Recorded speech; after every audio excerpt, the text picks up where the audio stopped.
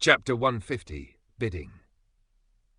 A streak of azure light descended onto one of the staircases outside the Golden Cloud Pavilion, then faded to reveal a burly man with a coarse beard, and it was none other than the disguised Han Li. He took a glance at the majestic palace before him, then strode directly toward the entrance. Many black-robed attendants were standing on either side of the entrance, tending to each and every arriving cultivator. A black-robed attendant immediately approached Han Li with a smile as he asked, "Are you here for the grand auction, Senior?" "What else could I possibly be here for?" Han Li asked as his brows furrowed slightly with displeasure. "Please allow me to explain, Senior. This year's auction is a little different from the auctions of previous years," the black-robed attendant said. "How so?" Han Li asked. "There are far more participants in this year's auction than previous years, so in order to restrict the numbers and keep out patrons who only intend to watch the auction with no intention of purchasing anything, it's been decided that each participant must issue a sum of spirit stones as an entrance fee. However, all you need to do is purchase any item during the auction, and the entrance fee will be returned to you." The black-robed attendant explained in a respectful voice. "I see. How many spirit stones do I need to pay?" Han Li asked. The black-robed attendant was just about to reply when a middle-aged man who appeared to have been a supervisor hurriedly arrived on the scene as he yelled, "How dare you be so insolent to this esteemed senior? Get out of here! I'll attend to this senior myself." Han Li took a glance at the middle-aged man to find that he was a body integration cultivator. "Please don't take any offense, Senior. He's just an ignorant little brat that has no idea what he's doing. These rules only apply to regular patrons. For an esteemed true immortal cultivator like yourself, you can go straight through the VIP passageway, and there's no need to submit an entrance fee. Please come with me, Senior," the middle-aged man said in a respectful voice. Han Li was rather amused to hear this. It seemed that power was paramount no matter where he went, and those with superior cultivation bases were always given preferential treatment. Han Li gave the middle-aged man a slight nod, then made his way into the Golden Palace. From the outside, the palace didn't appear to be all that remarkable, but only after stepping into the palace did he realize just how astonishingly massive it was. The palace was split up into 3 levels, with the bottom one being a vast hall that resembled a giant plaza. At the very front of the hall was an auction platform, which was still completely empty at this moment. There were countless seats positioned around the hall, forming a series of tiered stands, and most of the seats were already occupied, giving the area a rather rowdy and uncrowded atmosphere. "These seats are prepared for the ordinary cultivators. Please come with me to the VIP area on the 2nd floor, Senior," the middle-aged man said as he led Han Li up the staircase to the 2nd floor. There were several hundred wide and spacious seats on the 2nd floor, with large gaps between the seats. There was a tea table beside each seat, upon which were placed some fruits and spirit tea. Many of these seats had been occupied as well, and all of the people on the 2nd floor were true immortal cultivators, several of which Han Li recalled seeing at the Island Master's Manor a few years ago. Han Li was led to a seat by the middle-aged man, and there was a very good view from this position, allowing him to clearly see the auction platform down below, granting all those on the 2nd floor a sense of superiority over those in the hall below. Han Li nodded in response, then turned his gaze toward the 3rd floor as he asked, "Who are the ones up there?"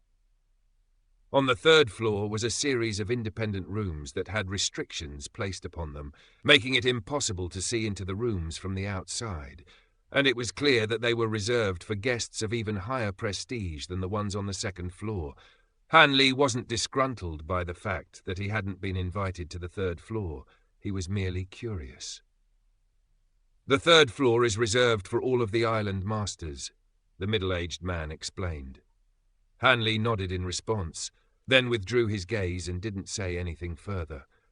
The middle-aged man was rather busy, and he called over a beautiful female attendant to tend to Han Li before excusing himself. Han Li wasn't bothered by this at all, and he sat in silence, waiting for the auction to begin. Time slowly passed by, and it didn't take long before the hall on the 1st floor was at full capacity, and there were barely any available seats on the second floor either. Over 2 hours later, 3 loud gong strikes rang out, reverberating throughout the palace. The rowdy venue immediately fell silent, and an elderly man with a white beard and a rosy complexion made his way onto the auction platform. It appeared that he was the auctioneer. "That's Master Wen." A flurry of quiet chatter rang out within the hall, and Han Li's expression changed slightly as he realized that this elderly man was a guest elder of Black Wind Island, and only one of 3 earthly pill masters on the island. "Thank you for attending our centenary grand auction. I am extremely honored to be serving as your auctioneer today," the elderly man declared in a boisterous voice that echoed throughout the entire venue. As soon as he began speaking, all of the chatter immediately died down, and the venue became extremely quiet. "There are lots of familiar faces here, and of course, there are also some friends who are only attending the auction for the first time, so I'll have to lay out some rules for the auction. All items are sold with top-grade spirit stones as the unit of currency, and if you don't have enough spirit stones, you can use immortal origin stones instead, at an exchange rate of 1 immortal origin stone to 100 top-grade spirit stones. Alternatively, you can submit items in exchange for spirit stones, and the value of those items will be appraised by these 3 here," Wenhua said.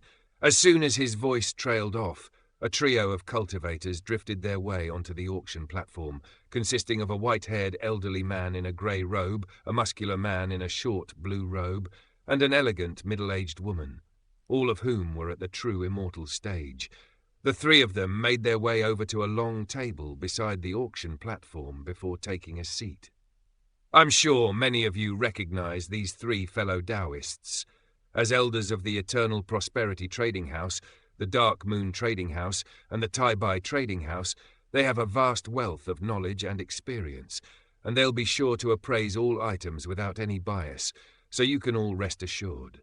In order to ensure the safety of our attendees, fighting is strictly prohibited in Black Wind City, and anyone caught engaging in battle will be punished. All right, that's enough from me. Without further ado, let the auction begin," Wenhua declared as he swept a sleeve through the air.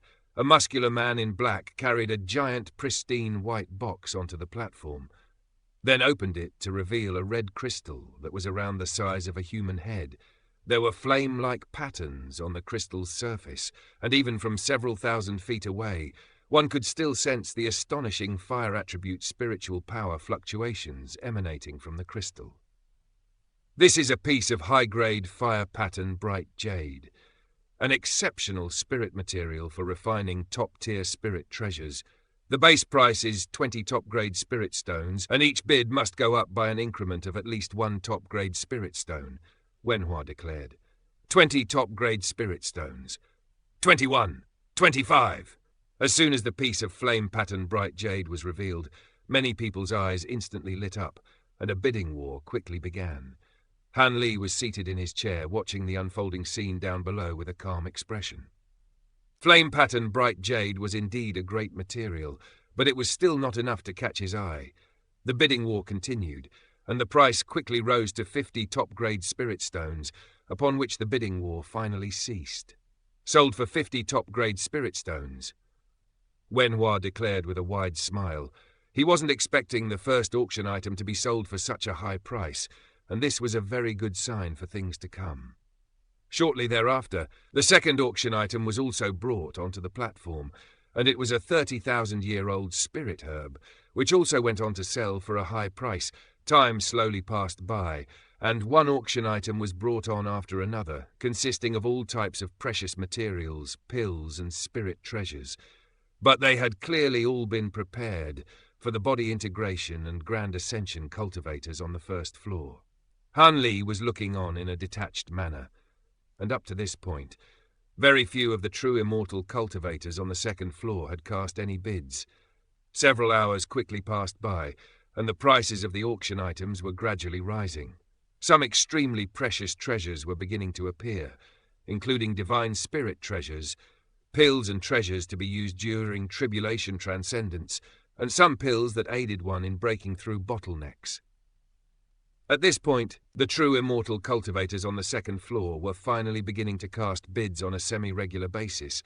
Shortly thereafter, another auction item was carried onto the stage, and it was a huge piece of jade that was dark red in color, and a series of blood-red patterns could be seen on its surface, forming the image of a fire phoenix. Furthermore, the item was giving off potent fire law fluctuations. Wen Hua's gaze slowly roamed over the auction attendees, then settled on the piece of jade as he introduced. The next item is this piece of phoenix blood fire jade, which was formed by the blood essence of a late true Immortal stage fire phoenix true spirit following its demise. It contains the power of fire laws, and it's an exceptional primary material for refining acquired Immortal treasures. The base price is 200 top-grade spirit stones, and each bid must go up by an increment of at least 10 top-grade spirit stones. This piece of Phoenix Bloodfire Jade contained a remarkable amount of power of laws, and even Hanli was tempted to make a bid for it. However, he didn't have a particularly large stash of spirit stones at his disposal, so after some contemplation, he decided against making any bids. 210, 240, 280, 300. There were many people interested in the piece of Phoenix Bloodfire Jade, but most of the bidders were true Immortal cultivators on the second floor. Even if those on the first floor wanted to get their hands on this precious material, the price was simply too steep for them. The price for the Phoenix Bloodfire Jade was quickly bid up to 450 top-grade spirit stones, a bid that had been made by a bald, red-robed man on the second floor.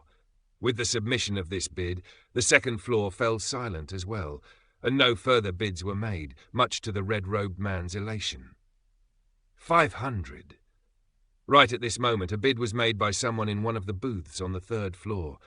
Judging from the voice of the bidder, it seemed to have been a woman, and she had raised the price by 50 top-grade spirit stones in one go. The red-robed man faltered slightly upon hearing this, following which a hint of anger flashed through his eyes, but after some contemplation, he slowly lowered his hand and didn't make any further bids. Sold for 500 top-grade spirit stones. Wen Hua declared with an elated expression. The piece of Phoenix Bloodfire Jade was quickly taken to that booth on the third floor. Han Li took a glance in that direction before withdrawing his gaze. In his opinion, the price paid was more than the item was worth.